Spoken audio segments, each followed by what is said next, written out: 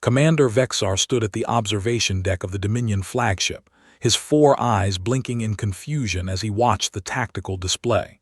The human colony on Epsilon 7 should have fallen 3 days ago. His forces outnumbered the defenders 10-1. His weapons were superior. His ships controlled the space above the planet. Yet somehow, impossibly, the humans continued to fight. He turned away from the display and walked to the viewing port. Below him, the planet turned slowly, its surface scarred by the marks of war. Fires burned in 3 of the major cities. Smoke rose from destroyed military bases. Everything indicated that the Dominion was winning, but the numbers told a different story. "Report," he demanded, his voice echoing through the command chamber. Sub-Commander Threx approached, his scales rippling with visible distress. His clawed feet clicked against the metal floor as he walked. "Commander, we have suffered another defeat at the Western Settlement. The humans executed a coordinated counterattack during the night cycle. We lost 400 warriors." Vexar's claws scraped against the metal railing. The sound was sharp in the quiet room. "How? Their forces number less than 2,000. They have no heavy weapons. No reinforcements are coming. Their government has abandoned them. Why do they not surrender?" Threx had no answer. He simply lowered his head and waited. In the long history of the Dominion's conquest across the galaxy, they had encountered dozens of species. Some fought briefly before accepting their fate. Others negotiated terms of submission. A few fled to distant stars, but none had ever fought like this. None had ever chosen certain death over surrender when all hope was clearly lost. Vexar had studied the tactical situation carefully. The humans had no chance of winning. Their supply lines were cut. Their communication systems were destroyed. Their ships had either been destroyed or had fled the system. By every measurement that mattered, they were already defeated, yet they continued to resist. "Bring me a prisoner," Vexar ordered. "I wish to understand these creatures." Threx nodded and hurried away to carry out the command. While he waited, Vexar reviewed the reports from the ground commanders. The stories were all the same. Human soldiers fighting long past the point of reason. Human civilians taking up weapons and joining the battle. Human wounded returning to combat before their injuries had healed. It made no sense. 3 hours later, a human female was dragged into the commander's quarters. She was small by human standards, with dark skin and short black hair. Her uniform was torn and stained with blood, some of it her own. Deep cuts marked her arms and one eye was swollen shut. Despite her injuries, she stood straight when the guards released her, refusing to kneel before the alien commander. Vexar studied her with all 4 eyes. He noted the way she held herself, the set of her jaw, the defiance in her one good eye. She showed no fear, and that troubled him more than anything else. "You are a soldier?" he asked. "Private First Class Maria Santos, Earth Defense Force, service number 7,742,891. Her voice was calm, almost bored. "I do not care about your designation, human. I wish to understand something." Vexar leaned forward in his command chair. "Your colony cannot win this war. You know this. Your leaders know this. Your government has sent no ships to rescue you. No fleet will arrive to save your people. You fight for nothing." Maria's jaw tightened. The muscles in her neck stood out. "We're not fighting for nothing." "Then explain it to me. In my species, warriors fight for their leaders. When the leader falls or abandons them, they surrender or flee. It is logical. It is survival. Your leaders have abandoned you. Your planet has abandoned you, yet you continue to die. Why?" The human woman was silent for a long moment. She seemed to be thinking, choosing her words carefully. Then she laughed. It was a strange sound to Vexar's ears, filled with something he could not identify. It was not the laugh of someone who was afraid. It was not the laugh of someone who had given up hope.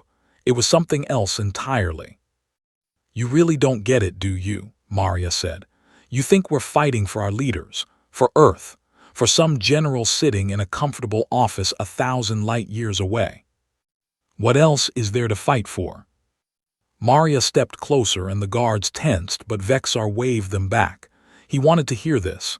He needed to understand. Ideas, she said. We fight for ideas, for the belief that every person has the right to be free, for the principle that no one should have to bow to a conqueror, for the hope that our children, somewhere in the galaxy, will grow up in a universe where they don't have to be afraid of creatures like you. Vexar's eyes blinked rapidly. His mind struggled to process her words. These are abstract concepts.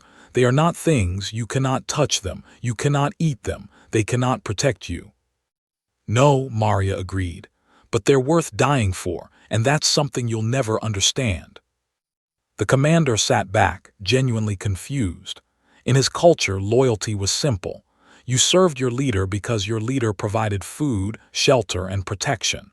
If your leader could no longer provide these things, your obligation ended. It was a transaction, clean and logical. But these humans seemed to operate on a completely different system. He thought about the battles he had witnessed. The humans did not fight like soldiers defending a position. They fought like something else, something he had never seen before. They fought like they were protecting something sacred. Your colony leader, Vexar said slowly. Governor Chen, he is still alive, yes. If I kill him, will your people surrender? Maria's expression didn't change. Governor Chen is a good man. We respect him. But if you killed him tomorrow, we'd keep fighting. Why without a leader? Because it was never about him. Maria's voice hardened. When Earth was founded, our ancestors wrote something called the Constitution. It said that all people are created equal, that everyone has rights that no government, no king, no alien empire can take away. Those words are older than your dominion. They've survived wars, plagues, and the death of stars, and they'll survive you. Vexar felt something he rarely experienced: uncertainty. His tactical mind could calculate fleet movements and resource allocation. He could predict enemy strategies based on troop positions and supply lines. But this human was describing something that existed outside his framework entirely. You are saying, he said carefully, that you will die for words written by people who have been dead for centuries. We call them the founders, and yes, every single one of us would die for those words. Even knowing that your death changes nothing, that we will still conquer this world. Maria smiled. It was not a pleasant expression. There was something fierce in it, something unbreakable. You think our deaths change nothing. Every day we hold this colony, every battle we fight, every one of your soldiers we kill. It sends a message to every human in the galaxy. It tells them that we don't surrender. It tells them that freedom is worth any price. And someday, maybe not tomorrow, maybe not in 100 years, but someday, humans will come back to this world. And they'll remember what we did here. Vexar was silent for a long time. Outside the ship, another battle had begun. He could hear the distant thunder of explosions, the crackle of energy weapons. More of his soldiers were dying down there, fighting an enemy that refused to accept the obvious logic of defeat. Take her back to the holding cells, he finally ordered. I need to think. As the guards led Maria away, she turned back one last time. You know what the real difference between us is, Commander. Your soldiers fight because they're afraid of you. Mine fight because they believe in something bigger than themselves, and you can't kill an idea. The door closed behind her and Vexar was left alone with his thoughts. He had conquered 17 worlds. He had never lost a campaign. But standing in his command chamber, surrounded by the most powerful warship in the sector, he felt something he had never felt before. He felt afraid. Not of the humans themselves. They were weak, outnumbered, outgunned. They would eventually be destroyed. But he was afraid of what they represented. An enemy that could not be defeated by superior force. An enemy that existed in the minds of every human across the galaxy. An enemy that would continue to fight long after every soldier on Epsilon 7 was dead. For the first time in his long career, Commander Vexar did not know what to do. The siege of Epsilon 7 entered its second week. Commander Vexar had expected the human resistance to crumble after the first few days. Instead, it seemed to grow stronger. His intelligence officers reported that the human defenders had organized themselves into small units, striking at Dominion supply lines and communication centers before vanishing into the dense forests and underground tunnels. The planet had become a nightmare. Every road was a potential ambush. Every building might hide enemy fighters. Every civilian might be carrying a hidden weapon. His soldiers were dying at a rate that should have been impossible given the overwhelming advantage they held. "We have lost another convoy," Subcommander Threx reported, his scales pale with stress. 40 vehicles destroyed, 200 warriors killed. The humans used explosive devices buried beneath the road. Vexar slammed his fist against the tactical display. The screen flickered from the impact. "How do they continue to produce weapons? We destroyed their factories.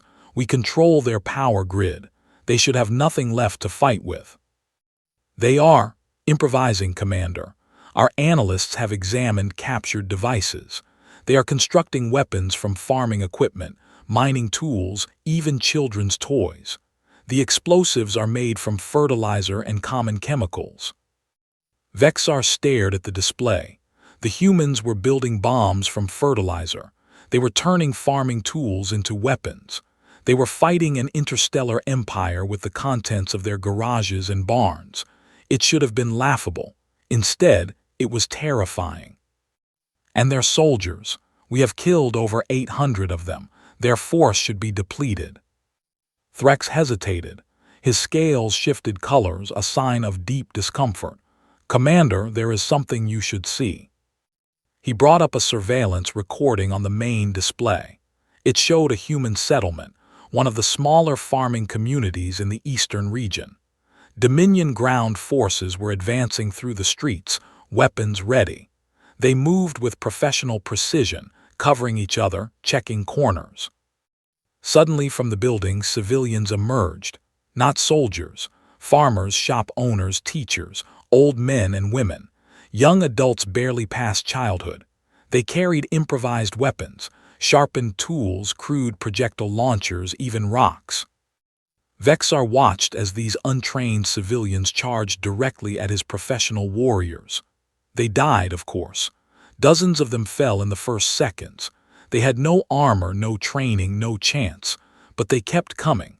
More and more of them pouring out of every building, every alley, every doorway.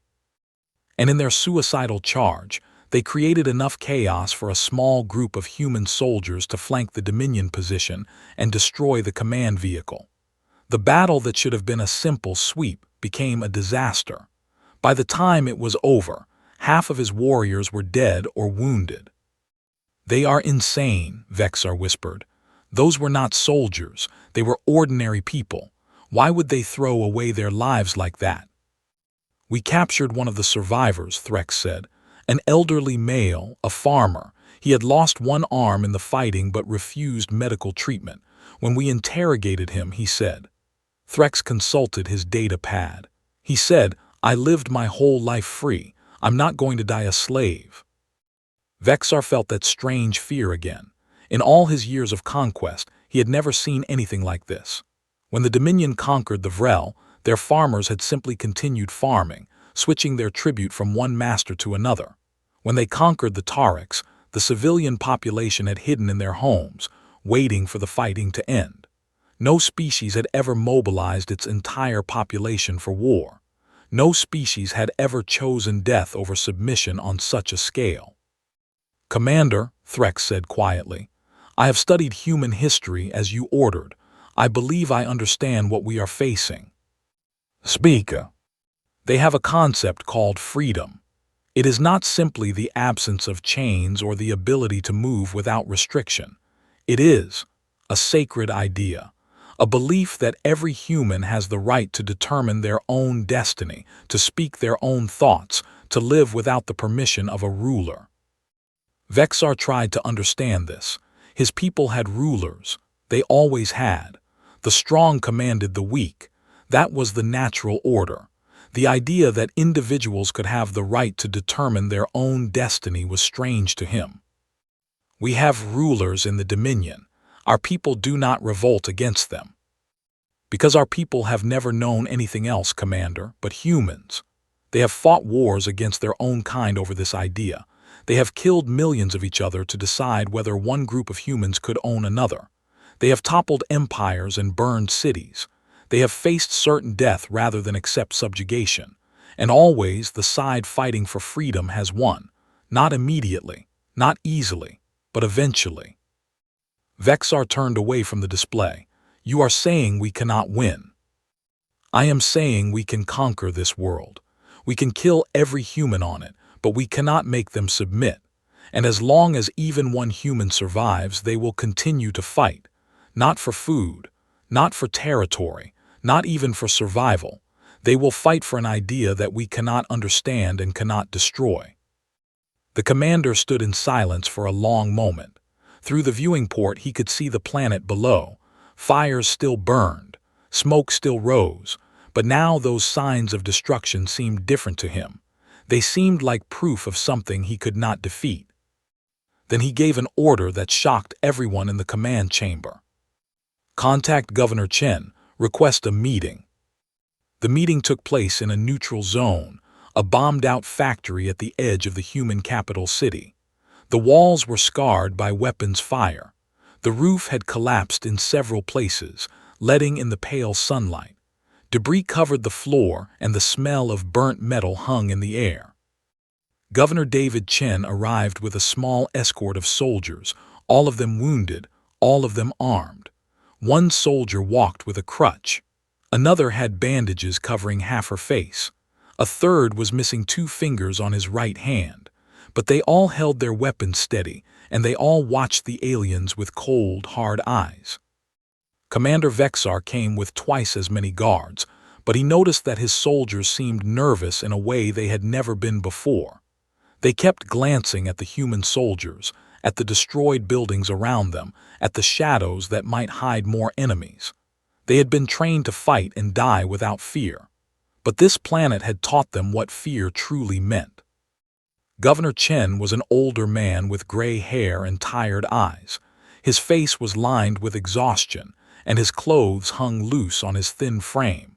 The months of siege had taken a toll on him, but when he looked at Vexar, there was no fear in his gaze, only a calm certainty that the alien commander found deeply unsettling.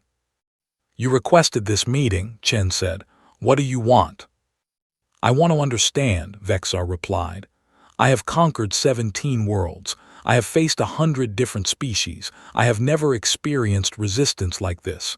Your people should have surrendered weeks ago. Your government has abandoned you. No help is coming, yet you fight on. Why? Chen smiled slightly. It was a tired smile, but there was warmth in it. You spoke with Private Santos, I hear. She explained it well. She spoke of ideas, of freedom, of words written by dead men. But these are abstractions. They cannot feed your people or heal your wounded. Why die for something that exists only in your minds? The governor was quiet for a moment. He seemed to be gathering his thoughts. Then he reached into his pocket and pulled out a small, worn piece of paper. He unfolded it carefully and held it up. Do you know what this is, Commander? A document, paper and ink. This is a copy of our Declaration of Independence. The original was written over 1,000 years ago on a planet called Earth. It declared that all men are created equal, that they have certain unalienable rights, and that among these are life, liberty, and the pursuit of happiness. Vexar's eyes focused on the paper. It was old, obviously handled many times. The edges were worn soft. Stains marked the surface. It looked fragile, delicate, easily destroyed.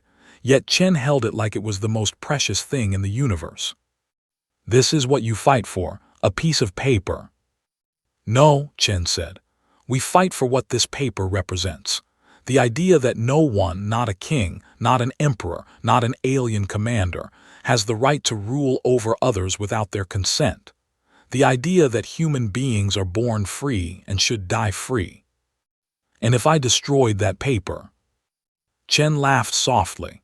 There are billions of copies across human space, but even if you destroyed them all, it wouldn't matter, because the idea isn't in the paper, it's in us, in every human being. You can't kill an idea, Commander. You can only kill the people who hold it, and there will always be more people. Vexar considered this. In his culture, authority flowed from power. The strong ruled the weak. It was the natural order of things, but humans seemed to believe in something else entirely. They believed that authority came from the consent of the governed, that even the weakest individual had rights that the strongest ruler could not take away. If I offered you terms, Vexar said slowly, if I allowed your people to live in peace with some degree of self-governance, would you surrender? Would we be free? You would live. Chen shook his head. That's not the same thing, Commander. A cage with comfortable furniture is still a cage, and humans would rather die on their feet than live on their knees. The human private had said something similar, and looking at the old man before him, Vexar realized it was not mere bravado. These people genuinely believed that death was preferable to submission. They had built their entire civilization on this belief. Every man, woman, and child on this planet would fight and die rather than accept dominion rule. You are a strange species, Vexar said finally. We are a free species, Chen replied, and we intend to stay that way. The meeting ended without agreement, but as Vexar returned to his ship, he gave an order that surprised even himself. Begin withdrawing our forces from the southern sector. Consolidate our positions. We will not attempt another ground assault until I give the order. Threx stared at him. Commander. We need to think, Sub-Commander. We need to understand what we're truly fighting against. Because I'm beginning to realize that it's not 2,000 soldiers on a backwater colony. It's something much larger and much more dangerous. Governor Chen watched the Dominion shuttles lift off from the factory grounds. Beside him, his aide looked confused. Sir, what just happened? Did we win? No, Chen said softly. Not yet, but we've done something important. We've made them doubt. We've shown them that there are things in the universe that their weapons cannot destroy. He looked down at the worn paper in his hands. And that's how we'll eventually beat them, not with guns and bombs, but with ideas. He folded the document carefully and returned it to his pocket. Behind him, his soldiers were already planning the next ambush. The war was far from over, but for the first time since the invasion began, Chen allowed himself to feel something like hope. Because humans had been fighting for freedom for thousands of years, and they had never, ever given up. The war on Epsilon 7 dragged on for months.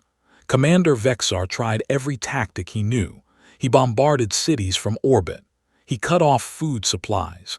He broadcast demands for surrender on every frequency. He tried to identify and eliminate the human leadership, thinking that without leaders, the resistance would collapse. Nothing worked. The humans simply adapted, moving their operations underground, growing food in hidden caverns, communicating through methods his technology could not intercept. When he killed one leader, another would emerge. When he destroyed one resistance cell, two more would appear.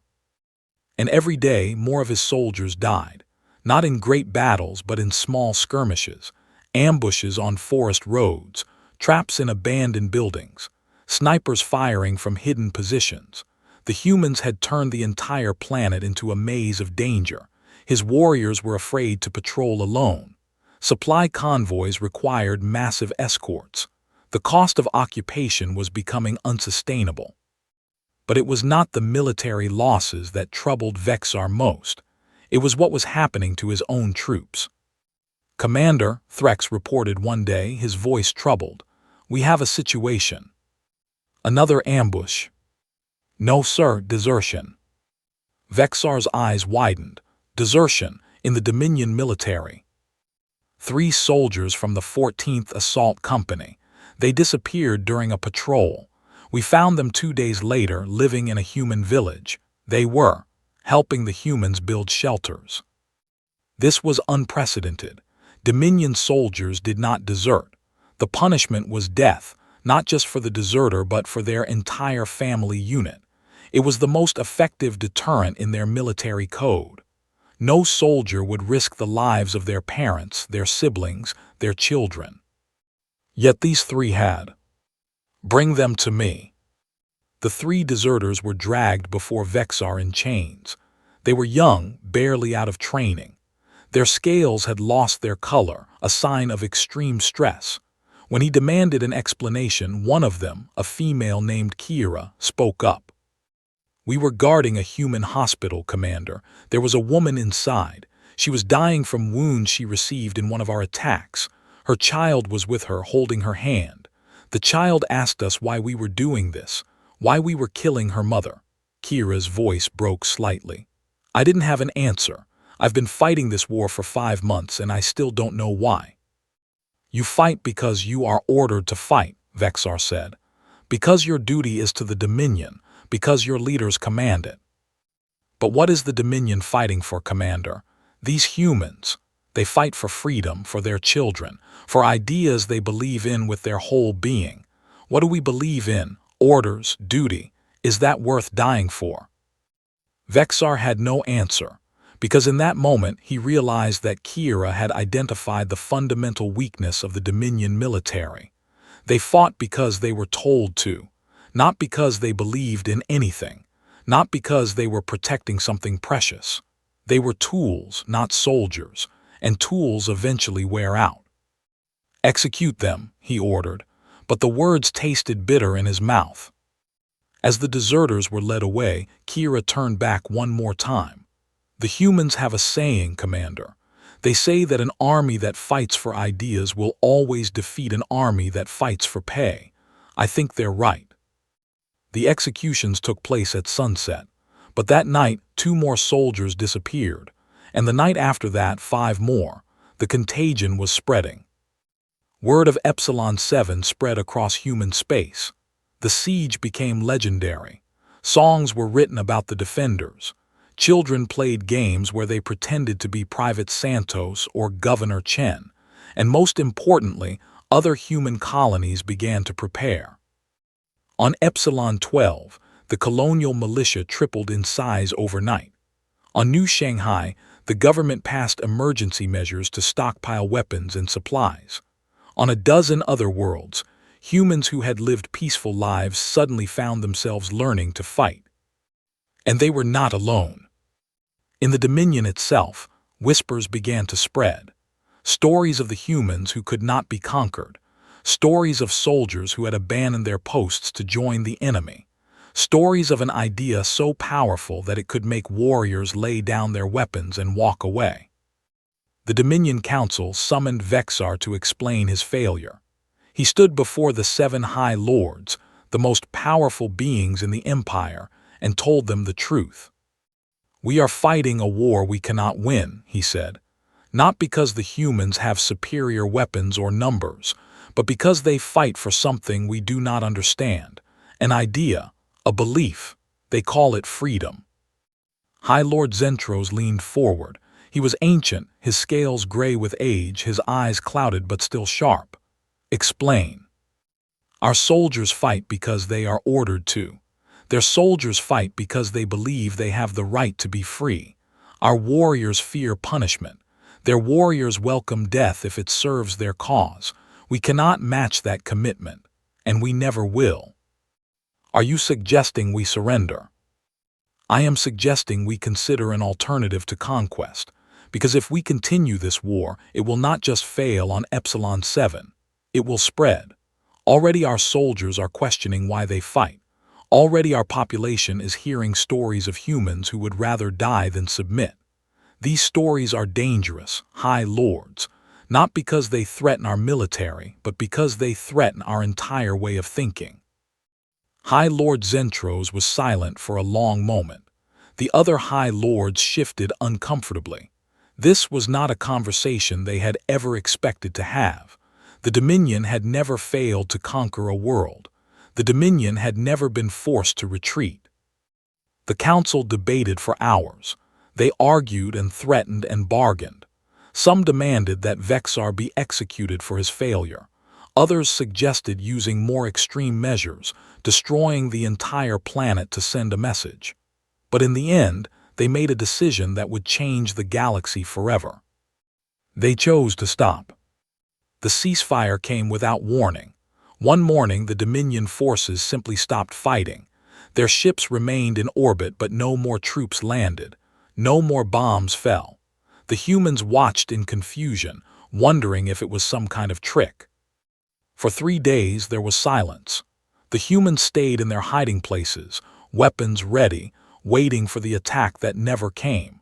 Then Commander Vexar requested a meeting with Governor Chen. They met in the same bombed-out factory where they had first talked. The building had changed in the months since their last meeting. Bullet holes covered every wall. Parts of the floor had collapsed, but it still stood, just like the humans who had defended it.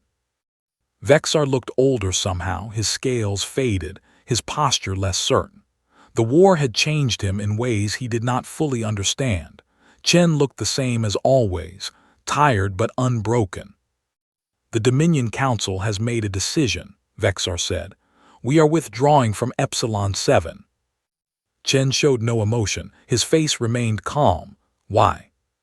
"Because we have realized something important. We can destroy your colony. We can kill every human on this planet, but we cannot make you submit. And more importantly, we cannot stop your idea from spreading. Already our own soldiers are infected with it. Already our population is asking questions they have never asked before. Questions about freedom." Vexar nodded slowly. "For the first time in our history, Dominion citizens are wondering if there might be another way to live, if authority might come from consent rather than power, if individuals might have rights that their rulers cannot take away." He paused. "You have done something more devastating than any weapon could accomplish. You have planted doubt in the minds of our people." Chen was silent for a long moment. Then he said, "That was always the plan, Commander, not to defeat you in battle, but to show you that there are some things worth dying for, and to make you wonder if you have anything worth dying for yourselves. You used your own people as propaganda. We used ourselves as an example. Every human who died defending this colony died knowing that their sacrifice would inspire others, that their story would be told across the galaxy, that someday, somewhere, their death would help someone else gain their freedom." Vexar shook his head slowly. "I have fought wars my entire life. I thought I understood combat, strategy, victory, but I have never faced anything like this. You have beaten us without ever defeating us. You have conquered us by letting us try to conquer you." "We didn't conquer you," Chen said. "We just showed you that there's another way to live. What you do with that knowledge is up to you." The Dominion forces withdrew from Epsilon 7 3 days later. They left behind their weapons, their vehicles, their supplies. They simply loaded onto their ships and flew away. As they left, something remarkable happened. On a dozen Dominion worlds, protests began. Small at first, just a few individuals holding signs with human words on them. Freedom, rights, consent. The authorities tried to suppress them, but the protests only grew larger.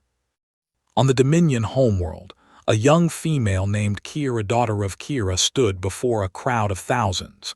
She was the granddaughter of one of the 3 deserters who had been executed on Epsilon 7. She held a sign that read, in human script, "We choose freedom."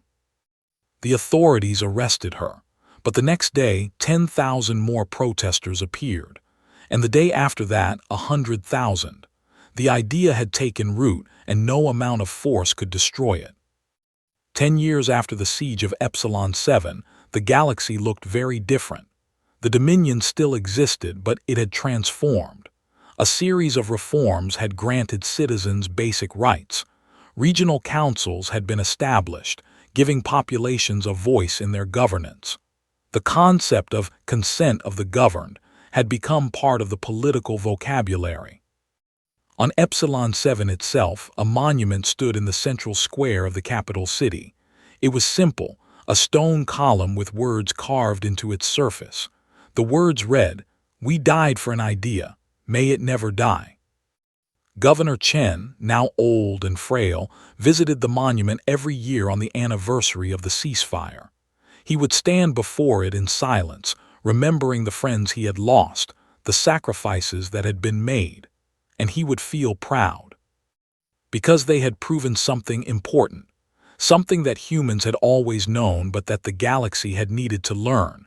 Ideas are more powerful than weapons. Beliefs are stronger than armies. And freedom, once glimpsed, can never be forgotten. Commander Vexar, retired now and living on a distant colony, watched the anniversary ceremonies through his communication screen. He had never fully understood humans. Their willingness to die for abstractions still puzzled him, but he had come to respect them. And late at night, when no one could see, he sometimes found himself whispering the human words he had learned so long ago.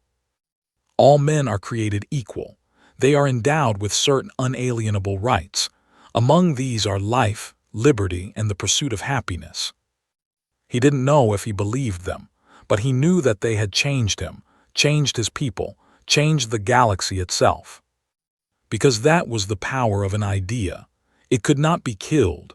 It could not be conquered. It could only spread from mind to mind, from heart to heart, until it transformed everything it touched. Private Maria Santos had been released from captivity the day the ceasefire was signed. She returned to her unit and continued to serve for another decade. When she finally retired, she wrote a book about her experiences. It became the most widely read human book in the galaxy, translated into 100 different languages. The title was simple, "Why We Fight." In it, she explained what she had told Commander Vexar so many years ago, that humans did not fight for people alone. They fought for ideas, for principles, for the belief that the future could be better than the past. "Our enemies will never understand us," she wrote in the final chapter. "They will never understand why we choose death over submission, why we sacrifice ourselves for people we have never met, why we fight for concepts that cannot be touched or held. But that is their weakness, not ours. Because as long as humans remember what freedom means, as long as we carry the dream of liberty in our hearts, we cannot be defeated. Not truly, not forever. Ideas do not die, and neither does hope." The book became required reading in schools across human space. It was studied in military academies and political science courses.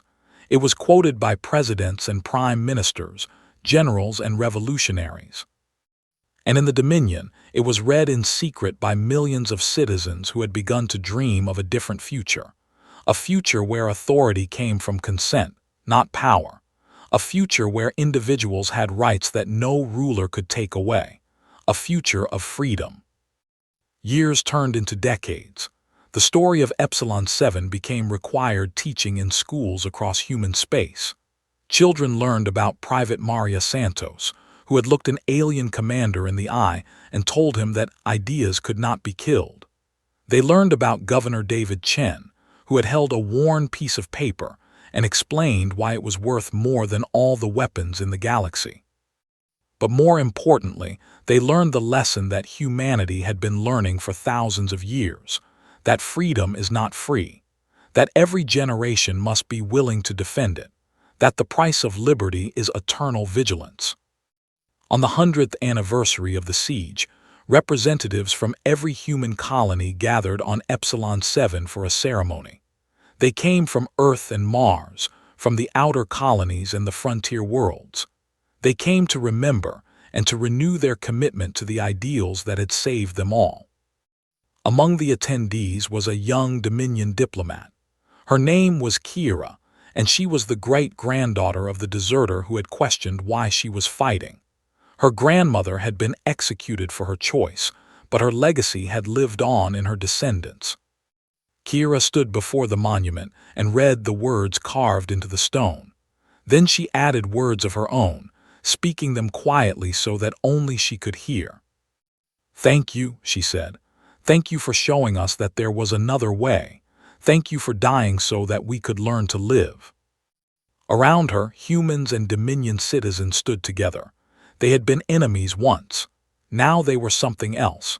Not quite friends, but no longer strangers. They were beings who shared a belief in something larger than themselves. The ceremony ended with a reading from Maria Santos's book. An old human man, one of the last surviving veterans of the siege, stood before the crowd and spoke the words that had become famous across the galaxy. "Our enemies will never understand us, but that is their weakness, not ours. Because as long as humans remember what freedom means, as long as we carry the dream of liberty in our hearts, we cannot be defeated." The crowd was silent for a long moment. Then, slowly, they began to applaud. Humans and Dominion citizens together, honoring those who had died for an idea. Commander Vexar watched the ceremony from his home. He was very old now, the last of the high commanders who had once tried to conquer humanity. His scales had gone gray and his eyes were clouded, but his mind was still sharp. He thought about that day, so many years ago, when a young human woman had told him that ideas could not be killed. He had not believed her then. He had thought that superior force would eventually triumph. He had been wrong. The Dominion had changed because of what happened on Epsilon 7. His people had changed. They had learned that there was more to existence than power and obedience. They had learned that ideas could transform the universe. And somewhere in the vast expanse of space, humanity continued to carry that idea forward. Not through conquest, but through example. Not through force, but through sacrifice. Because they had learned long ago that some things are worth dying for. And freedom was the greatest of them all. Vexar closed his eyes and listened to the applause echoing across the stars. For the first time in his long life, he understood what it meant to believe in something. And he smiled. The story of Epsilon 7 did not end with the 100th anniversary. It continued to inspire new generations, new movements, new dreams of freedom. On worlds that humans had never visited, beings heard the story and wondered if they too could be free.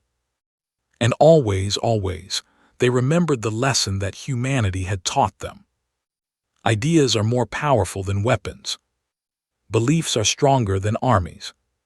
And freedom, once glimpsed, can never be forgotten. Forever.